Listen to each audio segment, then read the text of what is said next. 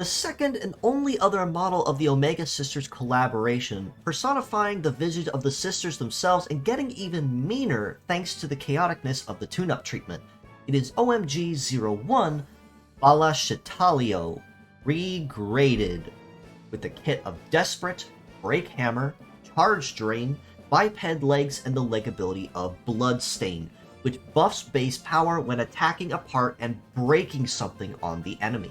Now, as the only other model as part of the Omega Sisters collab, there wasn't a lot of new or overly flashy designs that were introduced with that, aside from officially introducing VTubers to the world of Meteora, which we will always be forever thankful for with Shushu Pop, the Lila, and Cheerful Bunny. But when it comes to Balaxitalio's kit on the field, she most certainly has a rather chaotic kit, but in good hands she can be a very dangerous and menacing heavy punisher. Desperate on the head skill is a support-based skill that, upon activating, will buff her base damage significantly for her next hit, at the cost that with that extra damage, she will take recoil of about half of what she deals. So if it's a very light tap, she may not see too much punish damage in recoil, but if it's an absolutely devastating blow to the enemy, it's for sure going to come back and haunt her for it. Right Arm of Break Hammer is a gravity attribute skill that is very well known not just for its bonuses to success, but also for its passive of Heavy Punish. So that means the more heavy parts the opponent has equipped, whether that be 2 or more, they are absolutely going to be feeling the pain. Whereas if they're only holding 1 or none, probably not much at all. Left Arm of Charge Drain is a melee skill that is kind of an ailment, but also not, and that upon attacking the target will sap a small amount from their Metaforce gauge if they have any, but also fill their own with the percentage of what they stole. I believe up to about 15% or so when fully capped. Biped Legs means she will have very solid coverage across all terrains, as Biped have arguably the best all-rounded leg in terms of terrain compatibility. In terms of armor, she's kind of light, but also not too shabby either in terms of how far females go. Head HP is about 3100, right arm about 2850, left arm about 3349, and her legs also at 3349. Means aside from that left arm, which is rather squishy, she actually has a pretty decent HP pool, which is somewhat strange and hard and not often something you see when it comes to female-based models, especially a rather aggressive one like what she is.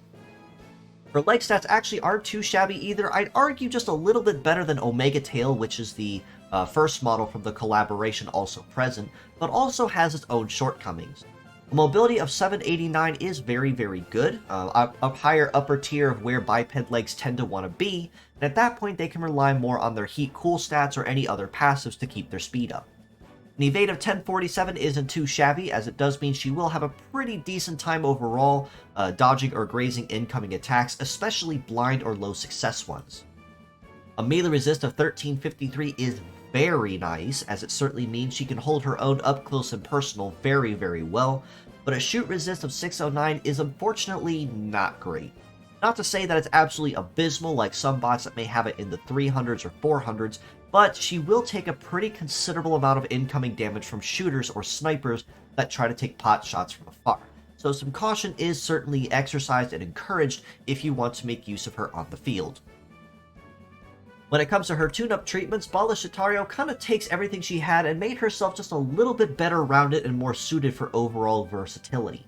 Her head has access to plus 100 to heat and cool, and her passive of Desperate gets a reduction in the amount of recoil damage taken by up to 30%. This means that even though she will still take recoil damage once the skill is activated on that turn, she will be taking considerably less, which means that she can stay on the field longer without getting crippled by it. It is also worth noting that Desperate also can break parts if you take too much damage on the recoil, so this is a rather dangerous skill to make use of, even if it can be considered a double-edged sword because the damage bonus it gives you. Naturally, with that being said, you certainly want to pay very close attention and capitalize on that reduction bonus, because Desperate is a very powerful support skill to make use of, but it's that recoil that turns it around and says, are you really sure you want to take that risk? With your remaining points, you honestly could go heat or cool and not really go wrong either direction, because having that speed boost of either activating it or cooling off from it will mean you have that higher chance and faster chance of capitalizing on it faster. The right arm of Break Hammer has access to plus 150 to success, plus 100 to power, plus 50 to cool, or Heavy Punish gets a -1 requirement to dealing bonus damage and a 300% modifier upon triggering it. Now, it's very, very obvious here which bonus is the one you certainly want to capitalize on, because even though Break Hammer by itself doesn't focus primarily on base damage, if the foe is packing 2 or more heavy parts as mentioned, you can absolutely lay on the pain with this. Plus, having that requirement reduction down to either 1 or 2 will make it even easier to capitalize on that, not even touching on the 300% modifier once that effect is triggered. With your remaining points, I would honestly encourage going into success on this one, primarily for the fact that even though power is nice and something you really can't ever go wrong with using, success is a stat that break or any gravity attribute skill is tied to. And success not only is your likelihood of landing hits, meaning they won't be dodged or grazed, but also your likelihood of landing crits on top of that. So not only will the attack be immensely painful on heavy targets, but it'll be even more so if it slaps a critical hit on top of that.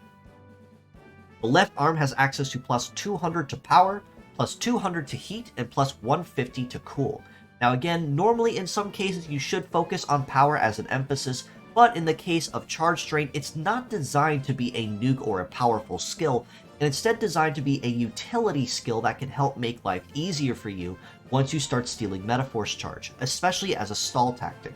That being said, the heat and cool bonuses, plus 200 to heat or 150 to cool, or a combination based on how you divvy your points, will most certainly make this part very, very handy on the field to make use of, and especially more of a pain in the neck to any enemies that like to use full charge or charge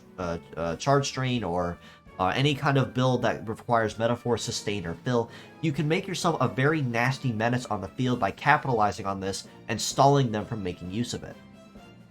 The legs have access to plus 500 to shoot resist, plus 200 to evade, plus 100 to mobility. Bloodstain gets an additional plus 20 to power when triggered, and Terrain gets S rank on Prairie. Now, much like Omega Tail, Balaxitalio got a lot of very nice buffs with her legs that honestly you could take a dozen different directions and not really go wrong in.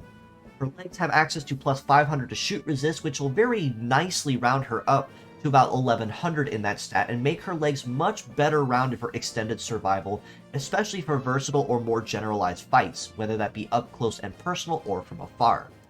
The evade bonus is nice to have, but not quite a requirement depending on how you choose to use it.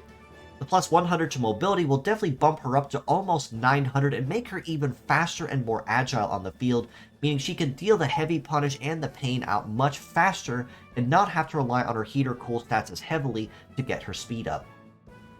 Bloodstain ability honestly doesn't get too much of a bonus even if it is multiplicative, so honestly this really isn't something you really should focus on or worry about too much compared to most other skills. And an S rank on Prairie Terrain is nice to have, but honestly not a requirement either, as that extra 10% bonus really won't make or break you. That being said, the shoot resist and the mobility are going to be the really big bonuses you want to capitalize on when buffing her. Now, factoring in her original pure set and mixed parts scores, I did originally have her set at about a 6.5 and a 7.5 for her pure set and mixed parts, primarily for her wide range of versatility as a heavy punisher or metaphor staller, especially with using Desperate and Bloodstain to make her more of an aggressive threat on the field than most others in her class tend to be in. But factoring in her tune-up bonuses, I would very easily have to bump her to a 7 out of 10 for her pure set and an 8 out of 10 for her mixed parts, given that even though her kit by itself is somewhat chaotic and may or may not synergize with itself depending on how you choose to use it, as mixed parts you can most certainly capitalize on a lot of bonuses that she comes packing with, whether that be the heavy punish, the boost to her legs overall, or even the charge strain to being able to stall or curb Metaforce users faster.